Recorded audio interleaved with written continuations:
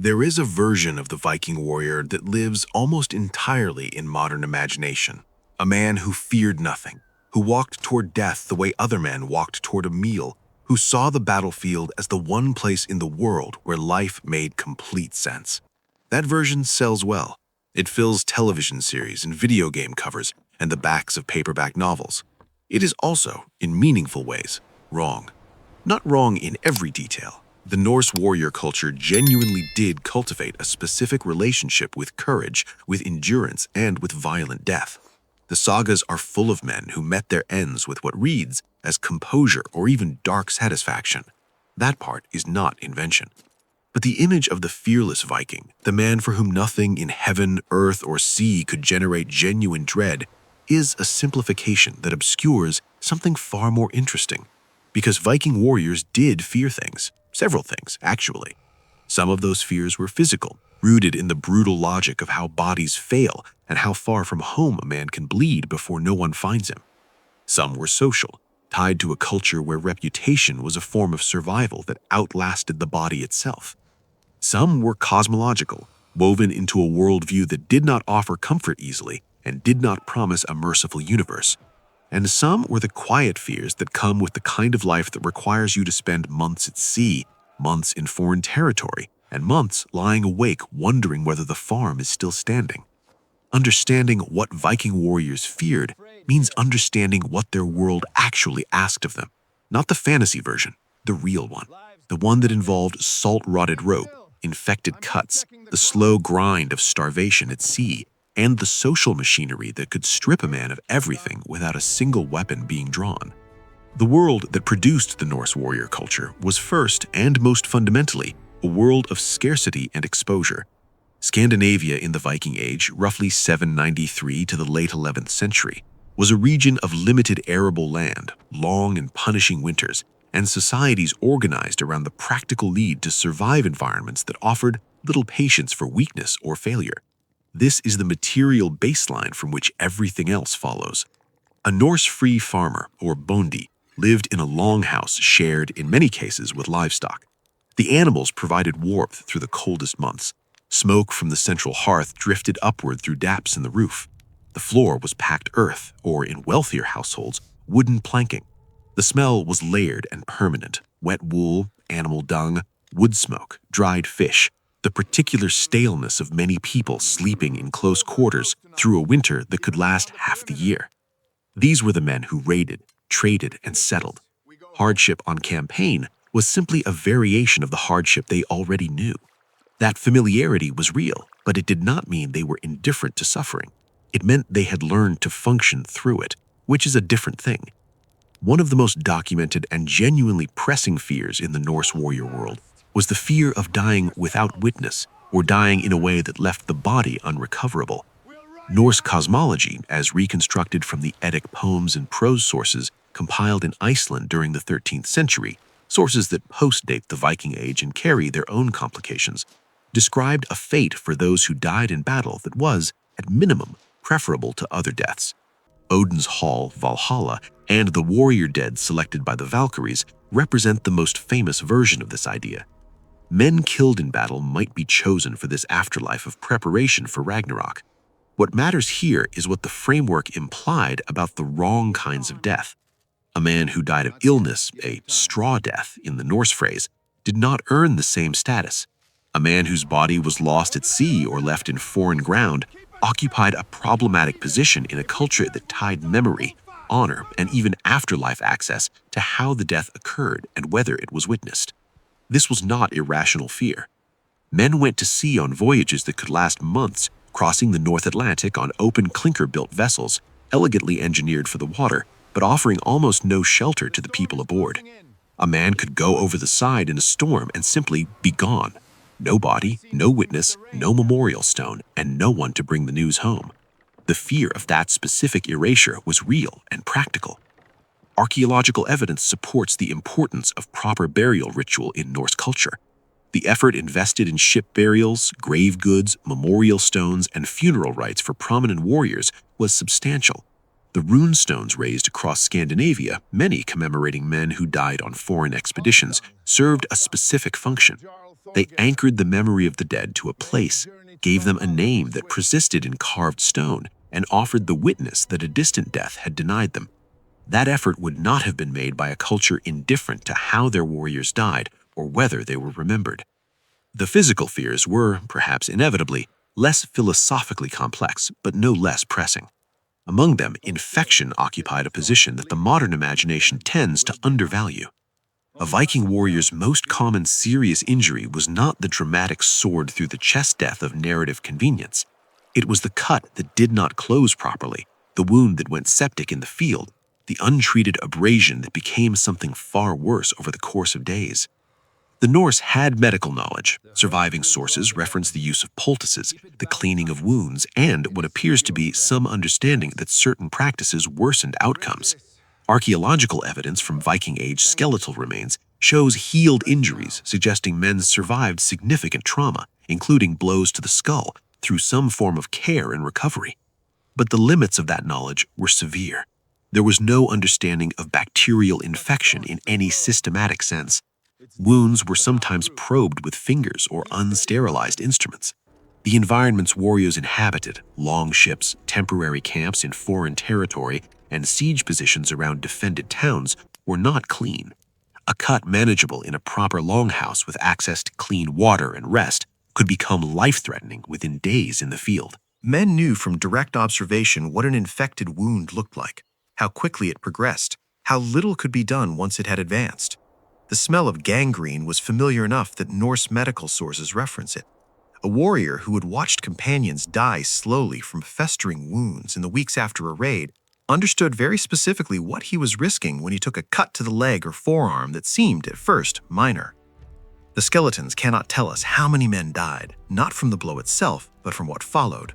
The slow, miserable, unglamorous process of dying from something that started manageable and became unmanageable. Starvation and thirst at sea represent a fear that was not dramatic in the way battlefield death was dramatic, but was statistically far more significant across the full scope of Norse maritime activity. A longship on an extended voyage carried provisions, dried fish, hardtack or similar bread, dried meat, water in barrels or skins. The quality of that food was variable in the best conditions. Salted fish could last weeks, but its palatability, after days of monotony, became a physical and psychological burden. Water storage on wooden vessels was imperfect. Barrels could leak, crack, or become contaminated. Open water crossings, particularly the North Atlantic routes connecting Norway to Iceland to Greenland and eventually Vinland, could take weeks. Men rowed or sailed in open conditions, burning calories rapidly, exposed to cold spray and wind, sleeping in shifts on rowing benches or under what shelter they could manage from skins and cloaks. The fear of running out of food or water before reaching land was entirely rational. Sources from the Norse Greenlandic settlements record voyages that went wrong, ships that missed their landfall, pushed off course by storms, arriving at their destination with crew members dead or severely weakened. The sagas treat these events with a matter-of-fact acknowledgement that suggests they were not uncommon. Hypothermia added its own pressure. Wool retains some insulating quality even when wet, and Norse clothing used it heavily for this reason, but wool soaked through in cold spray while rowing into a headwind offered finite protection. A man who fell into North Atlantic water had minutes, not hours.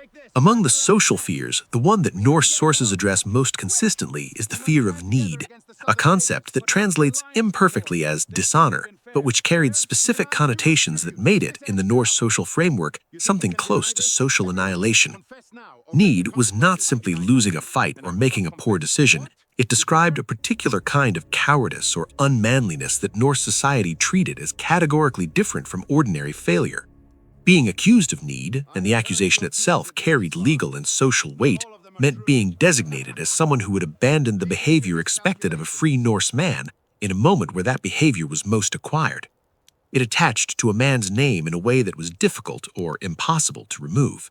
It could follow him across communities. In a world where reputation was a form of currency operating across the entire range of a man's social relationships, his standing among peers, his ability to attract followers, his family's position in the community, his access to the reciprocal gift economy that held Norse society together, the loss of that reputation was materially damaging in ways that affected his ability to function and survive. Men challenged and killed each other over accusations of need. Men undertook dangerous expeditions partly to restore reputations that had been damaged. The social calculus was explicit. Dying in an attempt to restore your honor was significantly preferable to living with a dishonored name. This fear shaped battlefield behavior in ways that were sometimes militarily rational and sometimes militarily suicidal. A man who broke from a shield wall before the moment of general collapse could expect social consequences that would follow him long after the battle. The shield wall, as a fighting formation, depended on men maintaining their position under extreme stress and physical threat. The social enforcement of that behavior was, in part, what made the formation work. Fear of social consequence reinforced physical courage, not because the men were fearless, but because the alternative was worse than the risk. Norse cosmology introduced a specific category of fear that had no equivalent in, say, a Roman military tradition: the fear of Ragnarok and its implications for the entire cosmos. The sources for Norse cosmological belief, primarily the Poetic Edda and Prose Edda, compiled in Iceland in the 12th and 13th centuries, post-date the peak Viking Age and show clear signs of later Christian influence on pagan material. The exact beliefs of 9th century Norwegian warriors are not recoverable with precision. What we can say with confidence is that Norse cosmology included a framework in which the gods themselves were mortal, in which the world would end in final catastrophic conflict, and in which the best available outcome for a warrior was to join the forces of order in a battle that would still ultimately be lost. Odin collects the dead not to reward them, but to field them again at the end of everything. A fight the sources are explicit about: the gods will fall. The serpent, Jormungandr, kills Thor. Fenrir swallows Odin. The world burns. Most cultures across history have embedded their soldiers within a framework that offers some version of cosmic assurance: the righteous will prevail. Death in battle leads to eternal reward. Norse cosmology offered a version of warrior afterlife that was preparatory rather than triumphant. A warrior embedded in that framework was not protected by a promise of ultimate victory. He was embedded in a story of ordered resistance to inevitable catastrophe, which is arguably a more demanding form of courage than the kind that's supported by the promise that the good side wins. There was a quieter category of fear that the sagas address only obliquely, but that the practical logistics of Norse raiding make abundantly clear: the fear of what was happening at home while the warrior was away. Norse raiding voyages could last months. Settlement expeditions could last years. A man who left a farm in Norway to raid the Frankish coast left behind a household that depended on his labor, his authority, and his resources: a wife, children, elderly parents, thralls, and animals. He left behind fields that needed to be planted and harvested on a schedule that did not wait for his return. A bad harvest in his absence could mean a household that did not survive the winter. A dispute with a neighbor, without a male head of household present to defend the family's position, could spiral into something difficult to recover from. A raid by a rival could damage or destroy a holding the warrior had spent years building. The legal mechanisms supposed to protect his household in his absence were real, but imperfect. A man operating closer to the economic margins had more to lose to bad luck or bad neighbors. This fear was not discussed in the explicit terms that fear of need or fear of bad death were discussed, because it was not the kind of fear the warrior culture celebrated acknowledging. It was domestic, quiet, and therefore in some ways more corrosive, the kind of worry that sits in the body for months without resolving, that surfaces in the middle of a night watch somewhere in the Irish Sea, that makes the distance between a man and his family feel like a weight he carries in his chest. The culture that produced the Viking warrior, that celebrated courage, memorialized the warrior dead in carved stone, embedded violence in its cosmological framework, and developed social mechanisms specifically designed to enforce bravery under life-threatening conditions, did not produce fearlessness. It produced a specific kind of managed fear. The warrior who held his position in a shield wall was afraid. The evidence for this is simply physiological. The human nervous system does not distinguish between a Viking-age Norse warrior and any other human being when faced with the imminent probability of violent death. Adrenaline, elevated heart rate, narrowed attention, the specific dissociation of extreme stress, these are biological responses, not cultural ones. What Norse culture provided was not the elimination of fear, but a framework for acting despite it. The social cost of visible cowardice made holding the line the rational choice, even when the body sent signals in the opposite direction. The cosmological framework gave meaning to the risk in terms that made endurance more available than despair. The warrior community, men who had shipped together, trained together, eaten the same dried fish in the same cramped conditions, created bonds of obligation that made abandonment feel like a specific, personal betrayal. A culture that produced men who felt nothing in the face of death would produce men unreliable in practical terms, incapable of calculating risk, incapable of the disciplined group behavior that made Norse military tactics effective. The shield wall works because men think. The longship functions because its crew cooperates. What Norse warriors feared, taken together, forms a remarkably coherent picture.